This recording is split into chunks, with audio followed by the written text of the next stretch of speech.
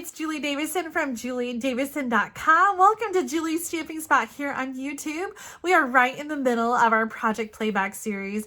Tune in for a new video every day at 2 o'clock p.m. Central Time until the end of the year. We're resharing some of our favorite projects from over the course of the year. I shared over 145 videos. There's a lot to choose from. These are my very favorite. And even if the products are retired and you don't have the same things at home, I hope that you'll enjoy the ideas and the techniques, and you'll be able to duplicate them using the supplies that you have.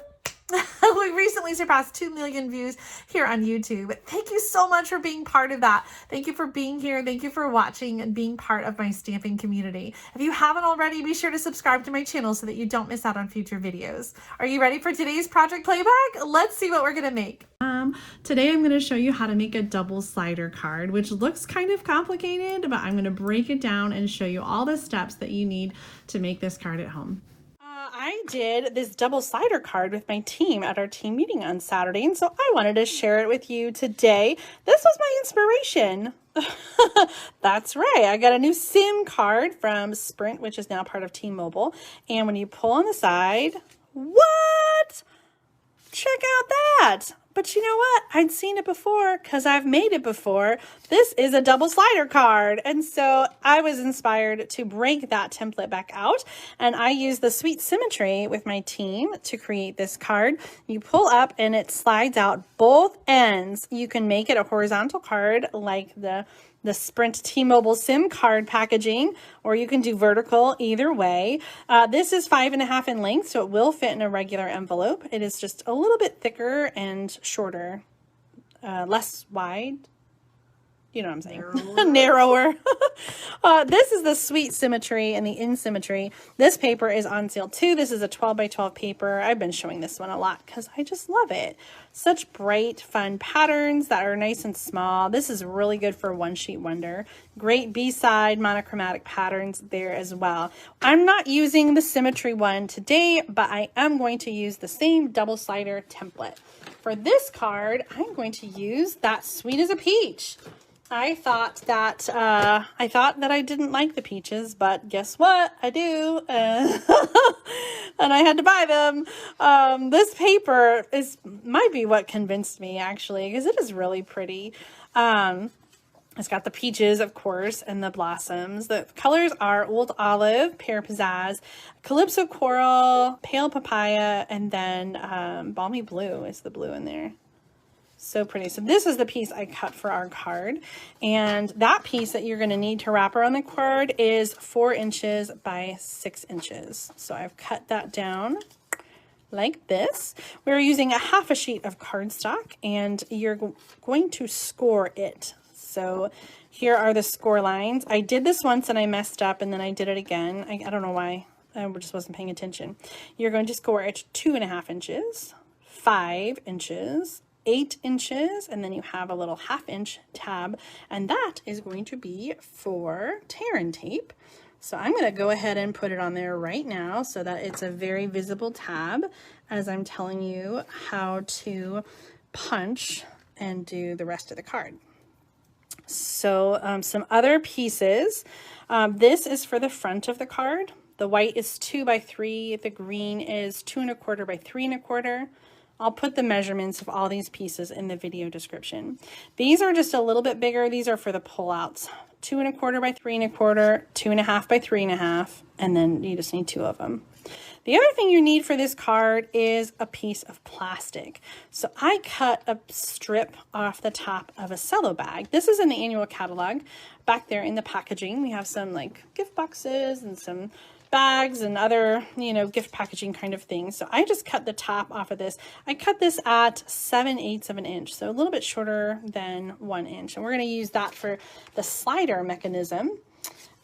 So let's get to it.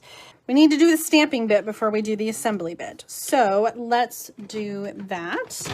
On the slider pieces, one's going to be on the top, one's going to be on the bottom. And so when you're stamping, you want to stamp close to the top and close to the bottom because like you don't see the whole card. Like some of it is down in there. So stamp toward the top and the bottom. And I've got 2 sentiments here from the stamp set. One says, have a peachy day, and the other says, you're sweet as a peach.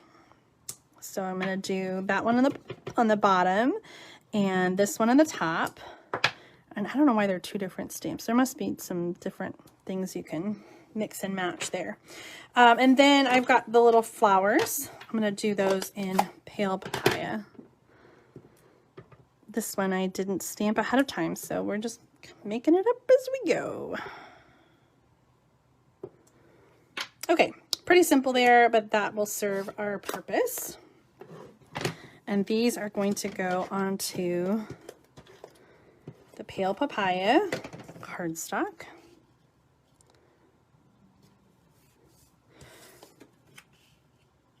This was supposed to be a stamp along at our team meeting, but I don't think anyone actually stamped along with me. I think they just watched and then made it after. But one of the fun things I love to do when we have our monthly team meetings, if you've been thinking about being a demonstrator, there is a really great special starting next month for celebration. For 2 months, you can get a free bundle when you join as a demonstrator. And that is a really awesome deal. So if you've been thinking about getting a discount on all your stuff, then next month is a great month to take the plunge and join the Jubilant Stampers. I stamped in Pale Papaya, boop, boop, and then I'm going to add some shading with a sponge dauber and the Calypso Coral. I love doing that with these peaches. I'm going to stamp that on the white. Oh, I like every time I do it. It's so beautiful. Okay, so we're going to close all the ink pads. I think that's all the stamping we need to do. Now we just need to do some die cutting. You're going to want to get the bundle when you get this Sweet as a Peach, because then you have the coordinating dies that go with it. So let's get Lucy out and die cut our peaches. I was going to stamp right on this piece, but it's too small. The leaves were going to go off the side. Here's Lucy. What do we got? I love Lucy, my mini Stampin' Cut and Emboss machine, because she's so small. So why'd you name her Lucy? So Ma said, why'd you name her Lucy? I feel like I've shared this story 100 times. So you know, because you were there, when Elise was born, we almost named her Lucy. We loved that name. And Jim said, well, first of all, Elise was born at she's my third child, second daughter. She was born at like 10 o'clock at night. They induced me, and so I was exhausted, and I feel like that was one of my hardest labors. Like, I just was not good. Anyway, I was tired. I was like, go home, go away. I don't know, we'll figure out her name in the morning. I was really pushing for Lucy. Jim was really pushing for Elise.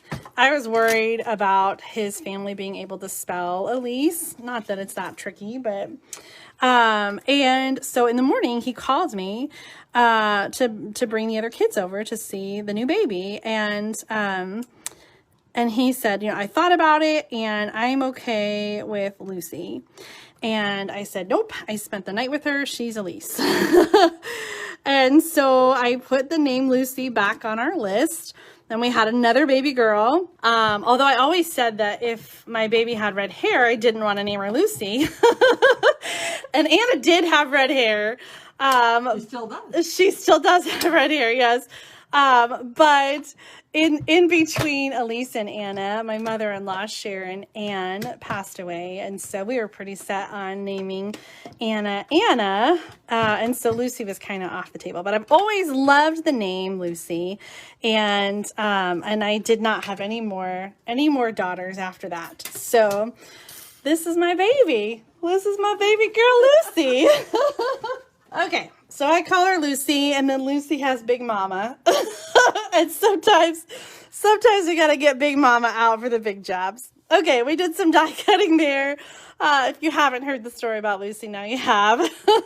We're going to get to the mechanics in just a second. Right now I'm just getting all of the stamp pieces ready to go so that we can just focus on assembly next. So this is going to be the front part, and I'm going to put these on dimensionals because we die cut them, so it seems silly not to pop them up a little, right?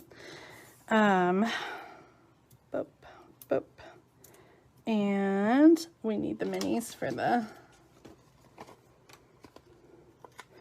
these little spots, these little leaves. Do you guys love these mini dimensionals? They are just the perfect size when the other dimensionals are just too big. It's like Lucy and Big Mama.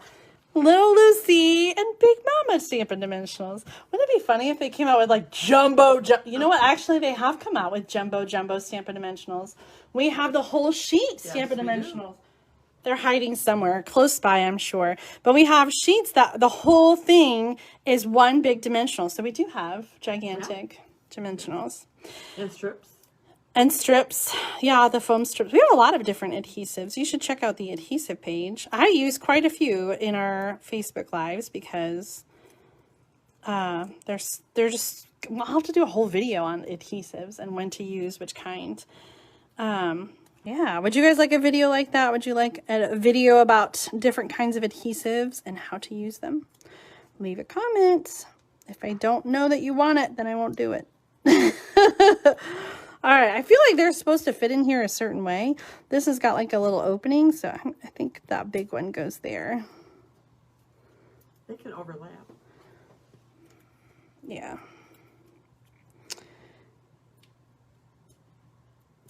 Okay, I don't think, again, there's not a wrong way.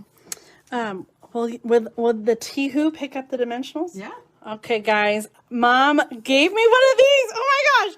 It was an early birthday present when we were in Michigan and I saw her. She gave me one and the girls are obsessed. Like they want one. They borrowed it today for their craft table. All right, are you ready? This is a little desk vacuum. It's got these little brushes. I'm going to turn it on. Oh, and it sucks up. Oh my God, it's so awesome. Oh, Mom has one and I used it when I was over at her house in March and I'm just so tickled now that I have one. Thank you, Mom. Okay, we are ready to do some assembly. We have our slider pieces, we have our centerpiece, we have our paper ready, we have our cardstock. Let's get back to the cardstock base. So this is half a sheet of cardstock, which is 5.5 by 8.5, and we scored at 2.5, 5, and 8 inches. This looks right. The other one is definitely wrong. Well, the thing it folds up the right way. I'm just not sure if I looked at this or if I looked at my paper. So I want to make sure. Okay, so my sticky note was wrong, but I did do it right because I was looking at something else. So let me rewrite these really quick. Because someone's going to yell at me. Someone's going to make this card and watch my video and they're like, you wrote it wrong. Like, okay, you haven't put the card together yet. This is 5.5 by 8.5. And you're going to score at 2.5, 5 1/4. Don't forget that 1/4 inch and 8 inches. Okay, those are the 3 score lines. I will put this, I'll put all the measurements for this card in the video description so that you can have it and make this card at home. Okay, are you guys ready? I'm going to try to, I feel like sometimes this can be a little complicated, but I'm going to try to explain it slowly so that it makes sense. Okay. On the outside panel, we're going to have a notch on the top and the bottom. So we've got the sticky strip, or the tear and tape on one side, and the opposite side is where we're going to make these notches. Now, in the original design of this, I used the classic label punch or the word window punch. So if you have one of those, that would be really easy. You want to have a straight notch in the middle. I'm using this Label Me Lovely, and it has a straight edge here, and so that is what I'm shooting for. The other stuff is decorative and doesn't really matter. It's the straight edge that the slider mechanism is going to rest on. So I'm trying to center this, and I'm doing this on each end. Again, the decorative part doesn't matter. It is the straight edge that I want for the slider. Okay, so that is where the plastic is going to go. And that's, I'm going to show you how that mechanism works. Okay, so then the other edge, which is the round edge, I'm going to use that in the center on one panel, or on one end. in the center. And this is going to be that like little divot in the front where your ribbon is going to be.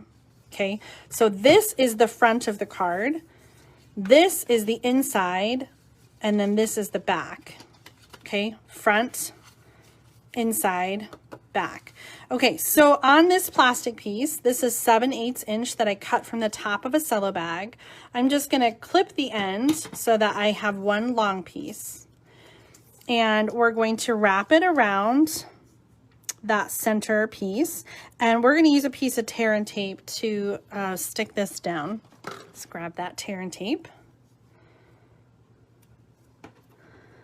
So I am going to just put one on one end. And with this plastic, you want to wrap it tight, but then just give it like a little bit of slack. So tight, but then a little bit of slack because you need it to be able to move and slide. So if it's too tight, it won't slide. So you want to do it tight and then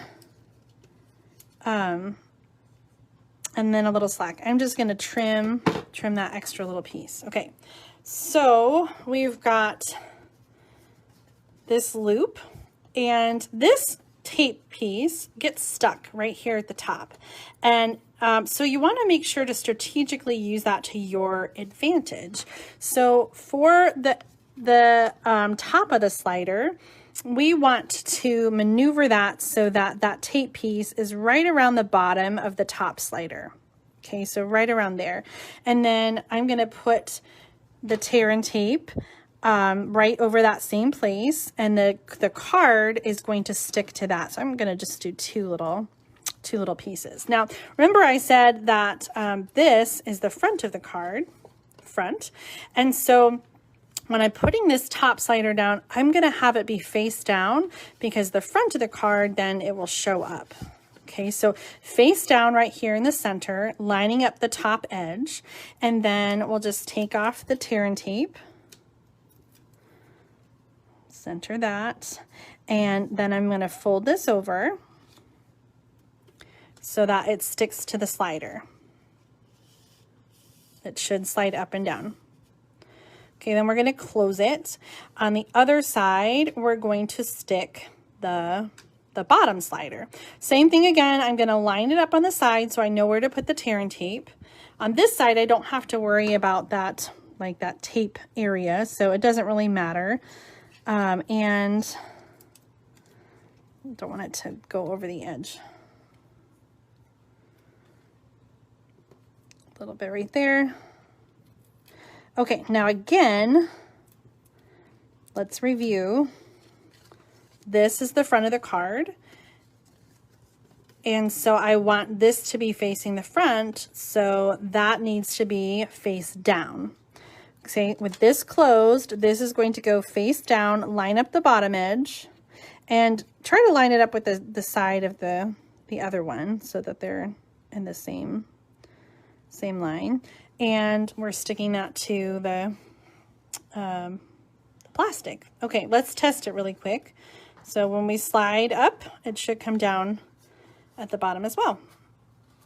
It's kind of hard because it's not folded up right now, but that is the mechanics of the double slider card. So now we're going to close this, like I said, that part's in the middle. We're going to close this up. Here's another place where you need to be careful because we've got this tab and we need to stick it inside the card, but you need to make sure that it goes around this card so this piece can slide freely. So we're going to take off that tear and tape and kind of open it up and make sure that tab is going over and sticking to the front. Okay, we can test it again and it works beautifully.